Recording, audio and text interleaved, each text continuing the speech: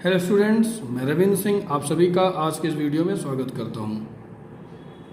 आज का टॉपिक है chapter number 3 pair of linear equation in two variable. और आज मैंने जो क्वेश्चन लिया है वो है ग्राफ बनाने का, जो कि इन्फिनाइट मैनी सोल्यूशन देगा। ठीक है, लास्ट वीडियो में मैंने ग्राफ आपको बना के दिखाया था जो इंटरसेक्टिंग लाइन दे रहा था और यूनिक सोल्यूशन दे रहा था। तो आज उसी के वीडियो के पार्ट को आगे बढ़ाते हुए आज मैंने जो क्वेश्चन लिया है वो आपका सेकंड टाइप का ग्राफ देगा, ओवरलैपिंग कोइंसिडेंट ग्राफ देगा, जिसका सोल्यूशन आता है इन्फिनाइट मैनी सोल्यूशन। ठीक है, तो जरा इसको देखते हैं कैसे करना है। मैंने एग्जांपल लिया हुआ है, so graphically that the system of equation, ये दो इक्वेशन है, आपको बताना है कि जो इनके ग्राफ हैं वो कैसे होंगे, वो कैसा आंसर देगा, इन्फिनाइट मैनी सोल्यूशन देगा। ठीक है, तो उसके लिए इसको सॉल्व करते हैं। तो सॉल्व करने का तरीका वही है जो आपने फर्स्ट क्वेश्चन में किया था। क्या करना है, सबसे पहले आप इक्वेशन को लेके उनके कोऑर्डिनेट बनाने हैं। ठीक है, तो पहले इसको हम इक्वेशन नंबर 1 और इसको इक्वेशन नंबर सेकंड मान लेते हैं। तो लिखेंगे from equation number 1 2x + 5y = 16। इससे हम y की वैल्यू को फाइंड करेंगे, ट्रांसफर कर देंगे उधर 16 - 2x, देन y = 16 - 2x / 5। ये हमारा इक्वेशन आ गया। ठीक है, अब हम इस इक्वेशन में x की वैल्यू रखते हुए चले जाएंगे, हमको y मिलता हुआ चला जाएगा। ठीक है, ज़्यादा नहीं, केवल दो ही कोऑर्डिनेट आपको निकालना है। तो उसके लिए आप इसको ऐसे बना लीजिए, रफ वर्क आप किसी दूसरे पेज में कर लीजिएगा। ठीक है, मैं डायरेक्टली इसको ऐसे कर रहा हूँ। ऐसे टेबल बनाएंगे, यहाँ पर x, यहाँ पर y, और ये एक कोऑर्डिनेट है आपका a और एक कोऑर्डिनेट हो जाएगा b। अब x की जगह पर क्या रखते हैं, ये आप पर डिपेंड करता है कि आप x की जगह क्या रखें। तो देखिए, यहाँ पर ऐसी वैल्यू रखते हैं जिनको सॉल्व करने पे 5 से डिवाइड हो जाए। तो x की जगह अगर हम -2 रखें, 1 रखेंगे तो बात नहीं बनेगी, क्योंकि ये 14 हो जाएगा, क्योंकि 1 रखेंगे तो 2 हो जाएगा, 16 में से 2 माइनस करेंगे 14 हो जाएगा। 14 5 से डिवाइड होगा नहीं, इसलिए 1 ना रखिए यहाँ, और 2 रखेंगे तो भी नहीं आएगा, क्योंकि यहाँ 4 हो जाएगा। 16 में 4 माइनस करेंगे 11 हो जाएगा, फिर प्रॉब्लम आ जाएगी। तो यहाँ पर रखें -2, x की जगह क्या रखेंगे हम, -2। जब -2 रखेंगे x की जगह पर, तो यहाँ पे माइनस और माइनस प्लस, और कितना हो जाएगा, 2 2 जा 4, प्लस का हो जाएगा 4। ठीक है, और 16 में जब 4 को ऐड करेंगे तो हो जाएगा 20 को जब 5 से डिवाइड करेंगे तो हो जाएगा 4। ठीक है, मैं जो बता रहा हूँ इसको आप एक रफ पेज में करके देख लीजिएगा। अब मैं यहाँ पे कैलकुलेशन नहीं करूँगा, आप क्लास 10th में पहुँच चुके हैं तो आपको इतना आना चाहिए। ठीक है, अब दूसरे में क्या करेंगे, x की जगह अगर हम 3 रखें तो हो जाएगा 3 2 जा 6, 16 में 6 माइनस करेंगे आएगा 10 को 5 से डिवाइड करेंगे तो हो जाएगा 2। यानी जब x की जगह 3 रखेंगे तो वही आपको मिल जाएगा 2। ठीक है, इस तरीके से आपको एक कोऑर्डिनेट मिल गया है। अब आपको दूसरा इक्वेशन लेना है। ठीक है, यहाँ लिखेंगे from equation number 2। Equation number 2 क्या है, 3x + 15/2 y = 24। अब इसको सॉल्व करते हैं। ठीक है, तो 3x उधर ट्रांसफर कर दें, 15/2 × y = 24 - 3x, 2 का क्रॉस मल्टीप्लाई कर दें इन दोनों से, जाएगा 15y = 24 2 जा 48 एंड 2 3 जा 6 -6x, और 15 से डिवाइड हो जाएगा। ठीक है, तो ये हो जाएगा y = 48 - 6x / 15। ये आपकी दूसरी इक्वेशन बन गई। ठीक है, इसी तरीके से अब इसका टेबल बना लेना, मैं बगल में बना दे रहा हूँ। ऐसे बॉक्स मेंटेन कर लीजिए एक, और यहाँ पर लिखिए x, यहाँ पर लिखिए y, यहाँ पे लिखेंगे coordinate c and coordinate d। अब x की वैल्यू रखना है जो 15 से डिवाइड हो जाए सॉल्व करने पे। तो क्या रखेंगे, x की जगह अगर हम 1/2 रखें, x की जगह अगर हम 1/2 रखेंगे, तो जब 1/2 यहाँ पर रखेंगे तो ये 6/2 हो जाएगा। ठीक है ना, देखिए जब हम x की जगह 1/2 रखेंगे तो कट के कितना जाएगा, 3। ठीक है, तो 3 और 48 में जब 3 माइनस करेंगे तो आएगा 45 को 15 से डिवाइड करेंगे आ जाएगा 3। ठीक है, मैं जितना बता रहा हूँ उतना आप एक रफ पेज पर करते हुए चले जाइएगा, आपको यही मिलेगा। ठीक है, जब आप x की जगह 1/2 रख के सॉल्व करके देख लीजिएगा तो आपको y = 3 ही मिलेगा। क्लियर, अब आप सेकंड में क्या करेंगे, x की जगह 11/2 रख दीजिए। देखिए मैं यहाँ पे बगल में कर रहा हूँ। जब x की जगह 11/2 रखेंगे तो 2 3 जा 6, यानी 11 3 जा 33। अब 48 में से आप 33 को माइनस कर देंगे, ठीक है, कितना आएगा 15। जब 48 में से आप 33 को माइनस करेंगे तो 15 आएगा, 15 से 15 डिवाइड होकर हो जाएगा 1। यानी जब आपने यहाँ पर 11/2 रखा तो आपको y मिल गया 1। ये आप कैलकुलेशन रफ पेज पे करके देख लीजिएगा। तो इस तरीके से आपको एक कोऑर्डिनेट a और b मिल गया है, दूसरे इक्वेशन से c और d मिल गया। इसकी अब हम प्लॉटिंग करेंगे ग्राफ पे। मैं देखिए ग्राफ पेपर पे नहीं बनाता हूँ, आप इसको ग्राफ पेपर पर बनाइएगा, ठीक है। ग्राफ के क्वेश्चन हमेशा ग्राफ पेपर पर ही किए जाते हैं।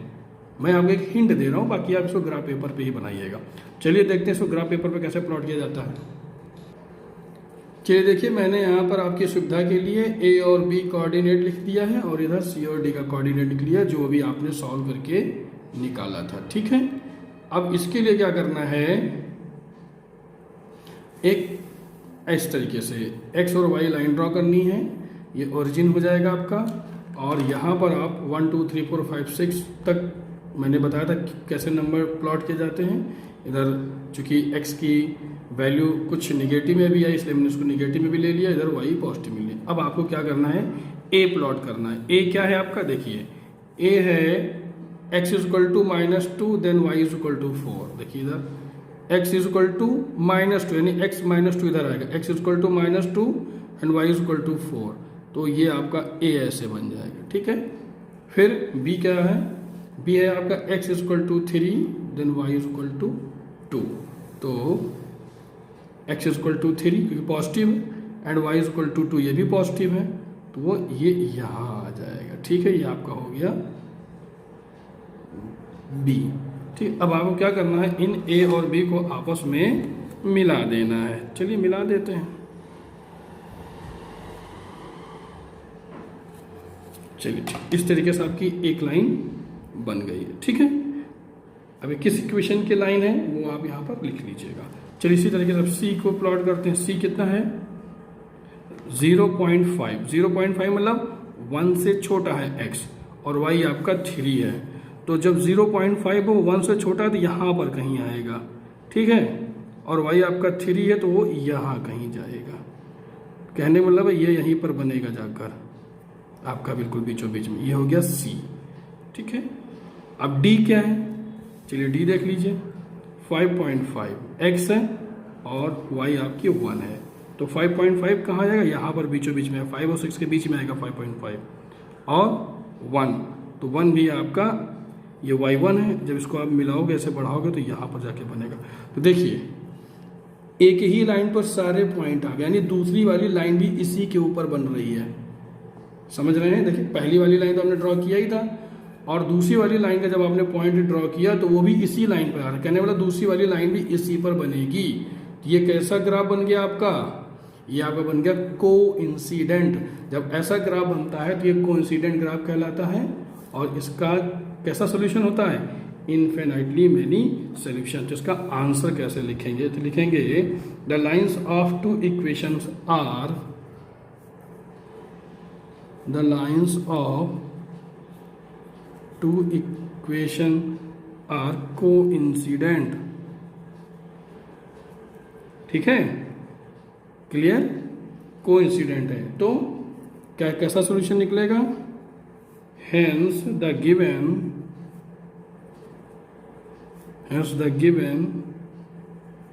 इक्वेशन आर कोइंसिडेंट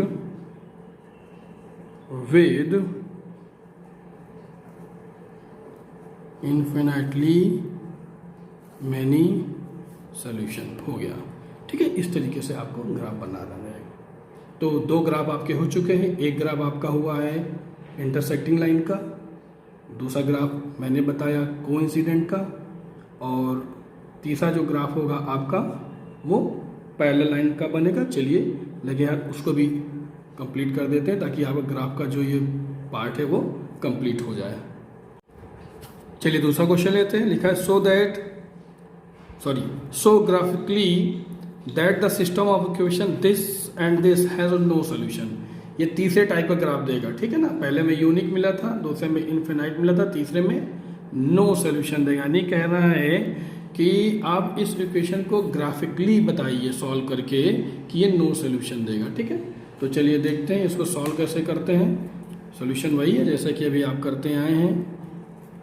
आप कोऑर्डिनेट निकालेंगे तो लिखेंगे फ्रॉम इक्वेशन नंबर 1 जो है आप पहले वाले को ले लीजिए, 2x + 3y = 10, इसको y के इक्वल करेंगे, हो जाएगा 3y = 10 - 2x, then y = 10 - 2x / 3। ये आपको वैल्यू मिल गई। अब इस पर आप x की वैल्यू रखते जाइए, आपको y मिलता जाएगा जैसा कि अभी आपने किया था। तो मैं इसको टेबल में कर रहा हूँ, रफ वर्क आप किसी दूसरे पेज पे करके देख लीजिएगा। जो मैं वैल्यू बताता जा रहा हूँ उसको आप रखकर सॉल्व करके देख लीजिएगा कि आ रहा है कि नहीं आ रहा है, ठीक है।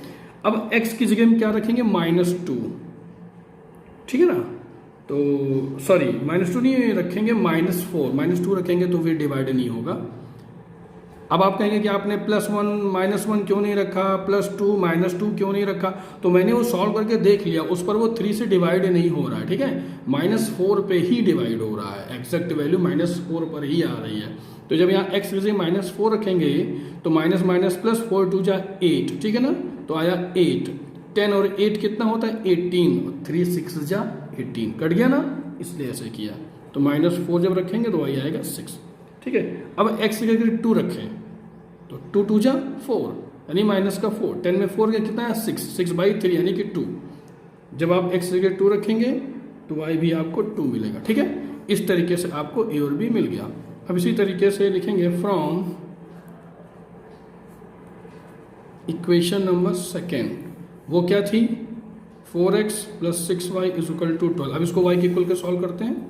6y = 4x उधर जाएगा, 12 - 4x 6 से डिवाइड कर दीजिए, y = 12 - 4x / 6। चलिए अब इसी तरीके से इसकी भी टेबल बना लेते हैं c और d की, ठीक है।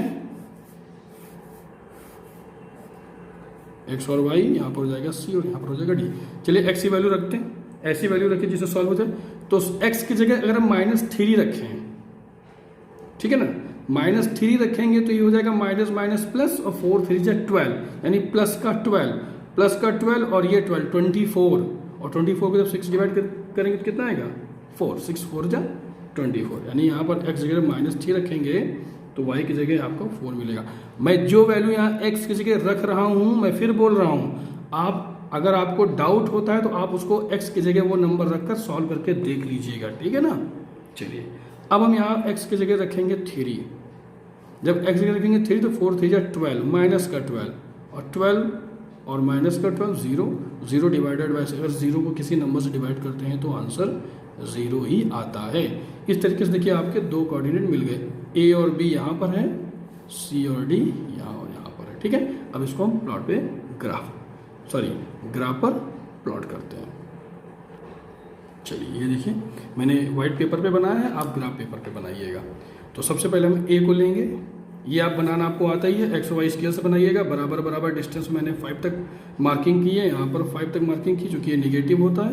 ये निगेटिव क्या, वाई पर देखिए यहाँ पे कहीं भी कोई निगेटिव नंबर नहीं है, इसलिए हमने वाई पर निगेटिव, नीचे की तरफ निगेटिव नंबर नहीं लिया है, ठीक है। चलिए ए देखते हैं, ए है -4, तो -4x यानी -4 यहाँ आएगा कहीं, ठीक है ना। x = -4 तो -4 ले लिया। जब x = -4 था तो y = कितना था 6, क्लियर। तो ये यहाँ पर आपका बन रहा है, जब हमने लिया है y = -4 तो y = आएगा, मैंने अभी नंबर कम बनाया है 6, ठीक है। तो जरा जब -4 ऐसे बढ़ेंगे, 6 ऐसे बढ़ेंगे तो ये यहाँ कहीं जाकर मिल जाएगा, ठीक है। ये बन गया आपका a, क्लियर। अब इसी तरीके से दूसरा बनाएंगे b, x = +2 तो फिर y का भी +2 है, तो ये x2 इधर हो गया, y2 इधर। जब इसको बढ़ाएंगे तो ये यहाँ बन जाएगा, ये आपको मिल गया b। जरा a और b को मिला लीजिए। अब आप मिला के एक लाइन, अच्छे से लाइन ड्रॉ कर दीजिए। चलिए देखिए एक लाइन आपकी बन गई, ठीक है ना। अब चलिए c को करते हैं। c है x = -3 यानी यहाँ पर आएगा, y = +4 यानी यहाँ जाएगा। तो -3 ये है, 4 ये है, -3 ऐसे जाएगा, 4 ऐसे जाएगा, ये कहीं जाकर ऐसे बनेगा। ये हो गया सी। ठीक है, अब चलिए डी पे आ जाइए। डी है x इक्वल टू पॉजिटिव का 3, वो यहाँ आएगा, और y 0, तो ये ऐसे इसी, क्योंकि 0 है तो 0 यहीं रहेगा ना, ये लाइन अब ऊपर नहीं बढ़ेगी, क्योंकि 0 है तो 0 इसी पर बनेगा। ये हो जाएगा आपका डी। अब जरा सी और डी को मिला लीजिए, देखिए कैसी लाइन दे रहा है।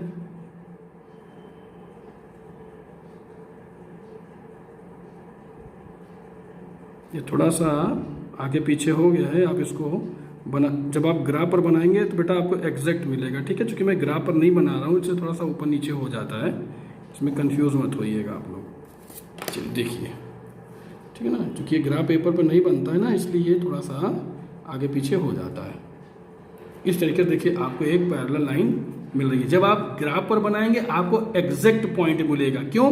क्योंकि वहां पर छोटे छोटे ब्लॉक्स बने होते हैं बराबर इक्वल डिस्टेंस पर, और यहाँ मैंने स्केल से बनाया है, इसलिए ये थोड़ा सा आगे पीछे हो सकता है। ये ठीक है ना, ये जो गैपिंग है ये थोड़ा आगे पीछे हो सकती है, इसलिए कभी कभी क्या करता है, वो पॉइंट्स जो है वो मैच नहीं करते हैं। ठीक है, बाकी कंफ्यूज मत होइएगा। तो इस तरीके से देखिए आप क्या मिल रहा है, एक पैरेलल लाइन मिल रही है। ठीक है, तो मैंने क्या बोला था, जब कभी भी ग्राफ पैरेलल लाइन देता है तो क्या होता है, इनकंसिस्टेंट सोल्यूशन देता है, यानी उसमें सोल्यूशन आपको नहीं मिलेगा। यही तो आपको दिखाना था। ये जो ग्राफ है वो क्या कर रहा है, नो सोल्यूशन दे रहा है। तो देखिए नो सोल्यूशन आ रहा है, पैरेलल पे नो सोल्यूशन होता है। तो आप इसको आंसर में कैसे लिखेंगे, तो आप लिखेंगे the graph of the given equation, the graph of the given equation are parallel lines. ठीक है, parallel lines as they have no common point, as they have no common point, क्योंकि जब कॉमन पॉइंट देंगे ही नहीं तो answer ही नहीं आएगा। ठीक है ना, as they have no common point, hence इस तरीके से क्या होगा, hence the given system of, hence the given system of equations has no solution। Complete हो गया। तो इस तरीके से आपके तीनों ग्राफ कंप्लीट हो गया। पहला ग्राफ इंटरसेक्टिंग लाइन दे रहा था विद यूनिक सोल्यूशन से, वो भी मैंने आपको बताया। दूसरा ग्राफ आपका कोइंसिडेंट ओवरलैप कर रहा था इनफिनाइट मेनी सोल्यूशन पर, वो भी मैंने आपको बताया। तीसरा ग्राफ ये आपके सामने है, पैरेलल लाइन दे रहा था, इनकंसिस्टेंट सोल्यूशन यानी कि नो सोल्यूशन। तो यही तीन ही ग्राफ हैं आपके सिलेबस में। तो इन तीनों की आप तैयारी कर लें, एग्जाम में इनमें से कोई भी एक आ सकता है।